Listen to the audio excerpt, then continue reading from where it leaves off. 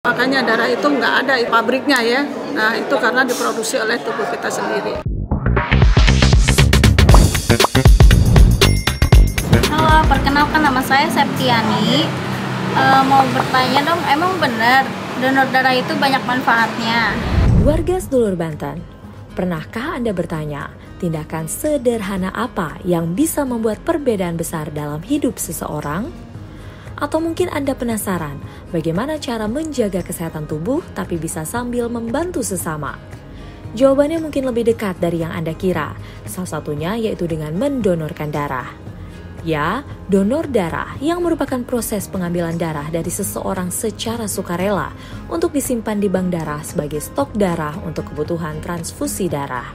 Darah yang didonorkan akan sangat bermanfaat bagi orang yang mengalami kondisi seperti kecelakaan, transplantasi organ, kanker, anemia, talasemia, hingga kanker darah.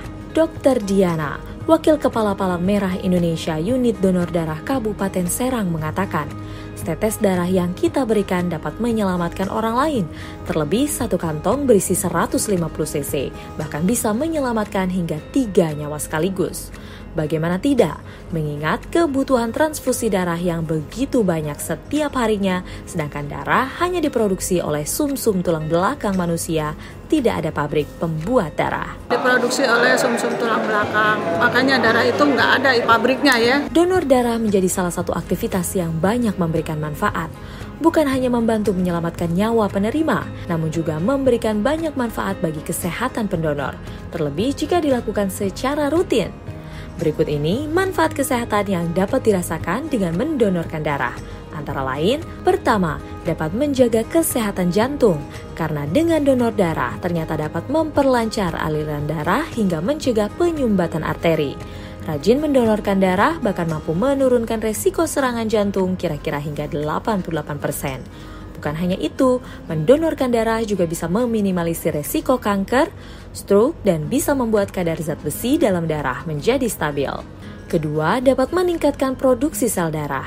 Karena setelah melakukan donor, sumsum tulang belakang akan segera memproduksi kembali sel darah merah baru untuk menggantikan yang hilang, sehingga pendonor akan merasa lebih segar. Ketiga, dapat mendeteksi penyakit. Karena sebelum melakukan donor darah, pendonor harus terlebih dahulu melakukan sejumlah pemeriksaan penyakit infeksi, seperti HIV, sifilis, hepatitis B, dan hepatitis C.